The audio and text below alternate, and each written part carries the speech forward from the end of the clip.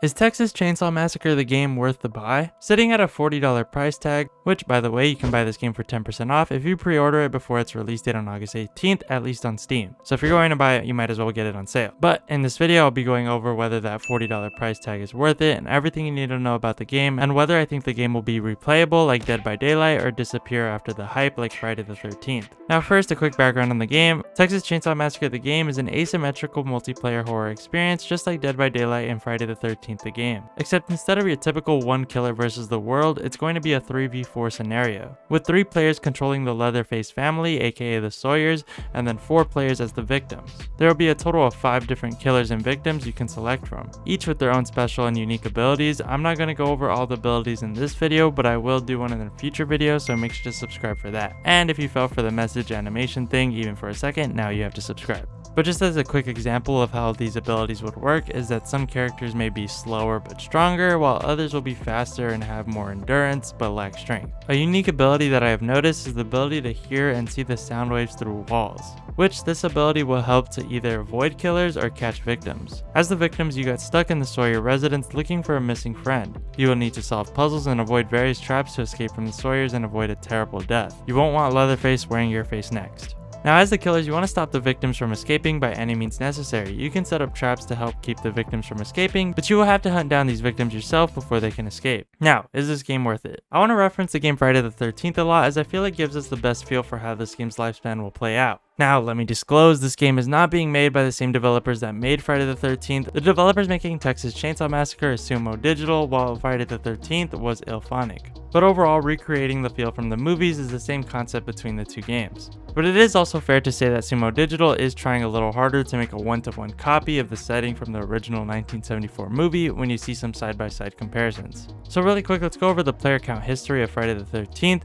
We can see there was a huge spike and a quick fall off from when the game released, and then just continued to decline with little spikes along the years, probably from updates bringing players back. But overall, there wasn't much replayability after so many hours of game time, therefore resulting in the low player count we see today. While if we look at Dead by Daylight, we can see a pretty steady line, but the game actually started off with a low player count. But thanks to consistent updates and a lot of new content, the game was very replayable and it was able to continue to bring in new players over the years. Dead by Daylight is a unicorn among games these days. Most games rely on releasing new titles every couple of years to keep relevancy. Games like DBD, CSGO, Minecraft are developers' dream. At least I would think so, I'm not a developer. But I do know as a player that it is nice to pay for a game once and still be playing it 10 years later. So will we be getting a highly replayable game like Dead by Daylight or another Friday the 13th? Here's my take. Friday the 13th was great for what it was, and I don't regret buying that game at all. Having fun with your friends running around Camp Crystal Lake trying to avoid Jason Voorhees was one of the coolest experiences in a horror game. I think this game will provide that similar experience as you try to avoid Leatherface and the rest of the Sawyer family. Not only that scared feeling of trying to hide from the killers, but also playing as the killers and trying to hunt down all your friends is going to be really fun. I think if you have a group of friends to play with, this game is as replayable as you make it. But in terms of grinding the game with randoms like you could on DBD, I don't think so.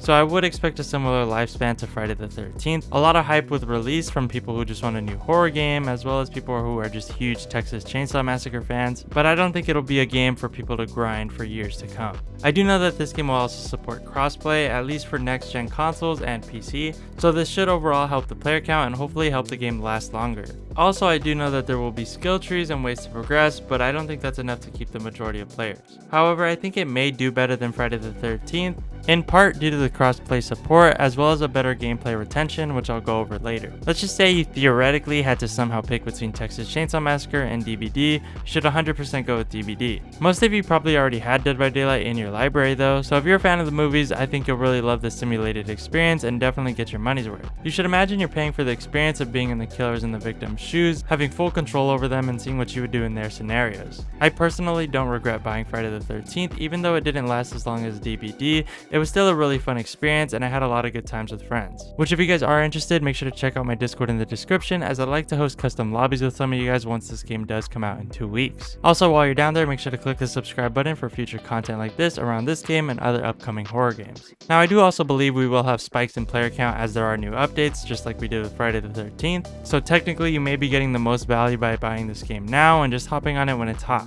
Going back to how I think Texas Chainsaw Massacre might be better than Friday the 13th in terms of player retention, a huge issue from Friday the 13th was dying early and being stuck spectating your friends for 15 minutes. In this game, the new 4:3 ratio will help to have more people engaged. Of course, it's still possible to have the bad experience of dying super early, but it'll be less of a problem in this game.